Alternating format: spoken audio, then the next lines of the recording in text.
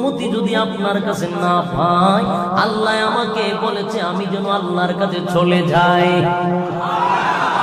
এ ভাই, আল্লাহর নবী ডাক দিয়ে বলে, আজরাইল, আমি অনুমতি না দিলে কি করবা? নবী গো, আপনি অনুমতি না দিলে আপনার রূহ নিব না।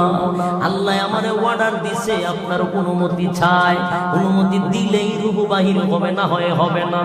এ ভাই, আল্লাহর নবী বলেন, না আজরাইল, তুমি বসো, তোমার সঙ্গে আমার কোন কথা হবে না।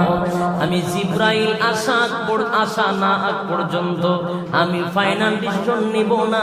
আমার জিবরাইল আগে আসুক, তারপরে কথা হবে। কিছুক্ষণের ভিতরেই জিবরাইল ফেরেশতা আল্লাহর নবীর সামনে, পয়গম্বরের সামনে সে হাজির হয়ে গেল। ডাক দিয়া বলে, নবী গো, আপনি বুঝি আমার অপেক্ষা করেছিলেন? হে ভাই জিবরাইল, আজরাইল কেন আসছে? আজরাইল কেন আসছে আমি জানতে চাই রে জিবরাইল। ডাক দিয়া বলে, নবী গো, আল্লাহ তো আপনাকে আগে সুসংবাদ জানায়া দিয়েছে, প্রত্যেকটা মানুষ মরণশীল, আপনিও মরবেন, আপনার শত্রুও মরতে হবে, ঠিক কিনা?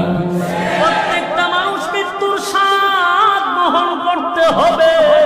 নবী গো, এখন আল্লাহ আপনাকে অনুমতি দিয়েছে, আপনি যদি অনুমতি দেন তাহলে আপনার রূহ নেওয়া হবে, অনুমতি না দিলে কিন্তু আজরাইল নেবে না। এখন আল্লাহ আপনার উপরে এটা ছেড়ে দিলেন, আপনি যা বলবেন আল্লাহ তা আজরাইলকে মেনে নিতে বলেছে। আপনি তাকতে চাইলে তাকেন, যাইতে চাইলেও যাইতে পারবেন, তবে আল্লাহ যাওয়াটা পছন্দ করেছে।